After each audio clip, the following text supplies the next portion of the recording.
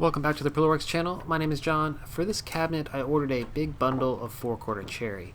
I laid out each piece against the house to get a good look at each one, and from there I could pick and choose what I needed based on the grain, color, and width of each board. Next, I could begin breaking down the material and then start the milling process.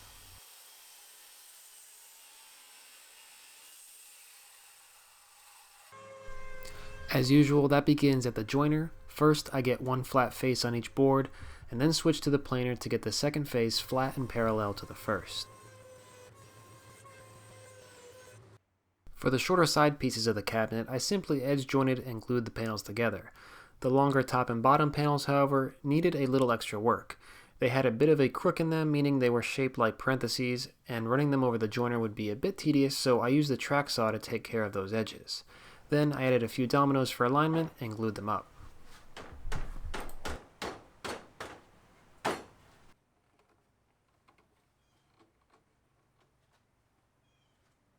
My joiner and planer have a 16-inch capacity, so when I need panels less than that, I generally mill the boards to a random dimension, glue them up, then remill them.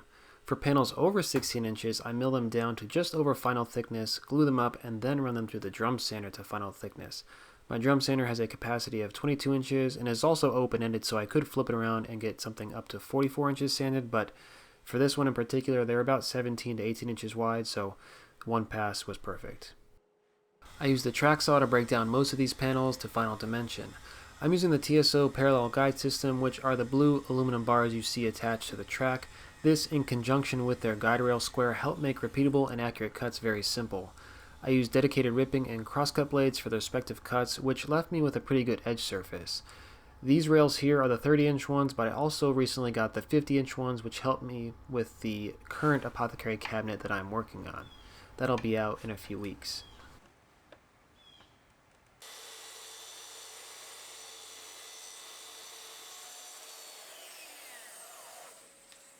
I used the Domino XL for the case joinery.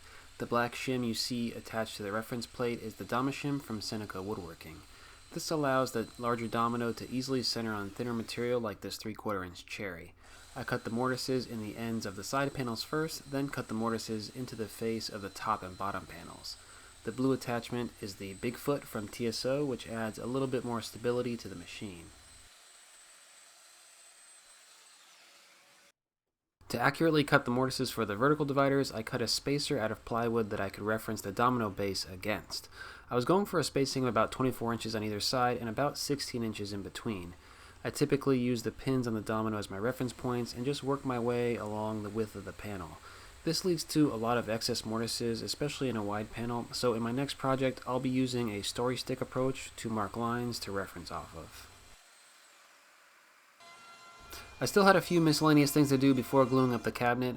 I glued up a few shelf panels as well as the 4 doors, and I also drilled some shelf pin holes to hold those shelves. I then routed a rabbet to hold the back panel, and this leaves a rounded corner, but I eventually squared those up once the cabinet was glued together. The last step before the glue up was to apply finish to the inside faces of the panels. I needed to match some existing furniture that the client has, so we tried out a few different Rubio monocoat samples. The cherry coral ended up being the final choice. This was the first time I used an orbital buffer to apply the Rubio monocoat, and it worked perfectly. I got a little bit of splattering on my shirt, but that was from lifting the spinning buffer up carelessly. Anyway, the buffer with a white Scotch-Brite pad really worked the finish into the wood and stretched the Rubio even further than it usually goes. I would say I used about 25 to 35% less finish compared to applying it by hand.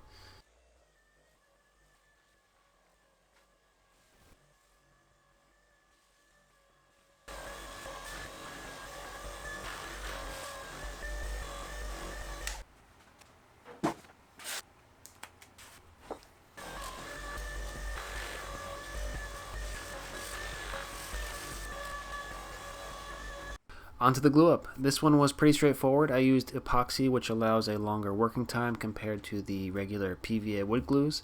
This cabinet is about 17 or so inches deep, which requires some additional aid in clamping towards the middle of the panels. Lately I've used pocket hole screws, but I don't want them to be visible on this project, so instead I use some clamping claws on the top and bottom of the divider pieces to apply pressure towards the middle of the cabinet. This seemed to work out pretty well in the end.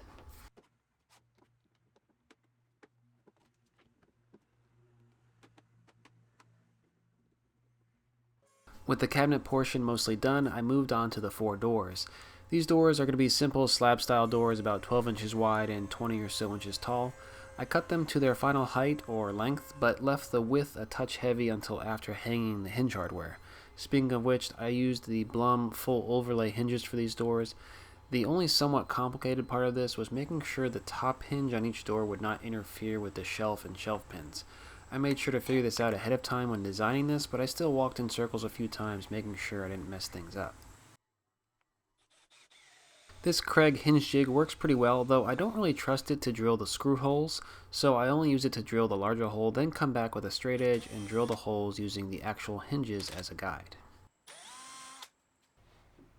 From there, I can use the actual door to mark for the mounting plates. I then use this handy jig from Rockler, which provides the right setback for this specific setup. They have a bunch of variations of this, but this happens to be the one for full overlay frameless doors.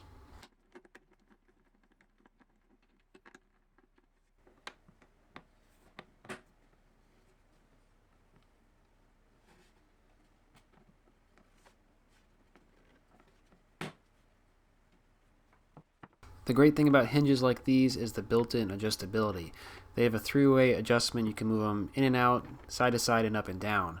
And this is really convenient. And remember when I said I left the doors a touch heavy? Well, they happen to be the exact perfect width and left me with a nice and even gap. The original design called for a wooden base, but we made a late audible to these matte black metal legs. I also finished the underside of the cabinet ahead of time so that I could then stand the cabinet up to work on the sides and top.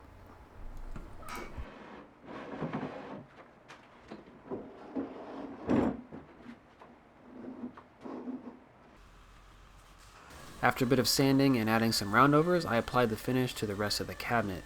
It was much of the same with the orbital buffer, though all of the outside faces on this cabinet received a second coat of Rubio just to get a slightly higher sheen. Also, the buffer really comes in handy on vertical surfaces like this.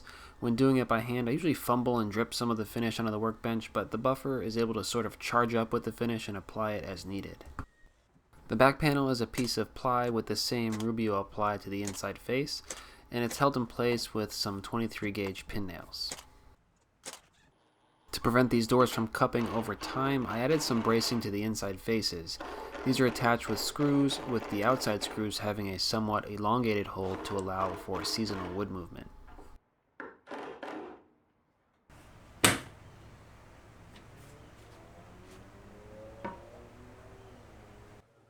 The last step was to add the door hardware, which was a set of nice black handles that play off the legs pretty well. Anyway, that's about it for this one. Not sure why I didn't mention this earlier, but the purpose of this cabinet is to store records, which will be behind the doors, and a TV and record player will sit on the top, while the middle will have some keepsakes and the cable box. I'm usually apprehensive about staining, but this color really turned out pretty beautiful. It may seem like a waste to stain cherry, but I tried the same color on some maple and it's just not the same look. There's a different tone or richness the cherry provides behind the stain. Or not, I don't really know. Either way, if you want to see stuff like this while it's in progress, follow me on Instagram at PrillaWorks. Thanks for watching.